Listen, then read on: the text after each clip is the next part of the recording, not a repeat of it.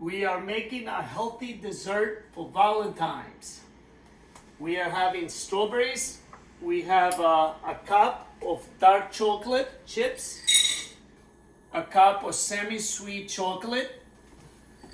We have a double boiler working. We have the water boiling. We have a glass bowl, and we're gonna give it a stir every few minutes.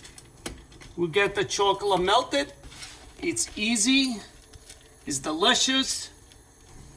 You see, I'm just gonna shut off the heat right now. And it's ready.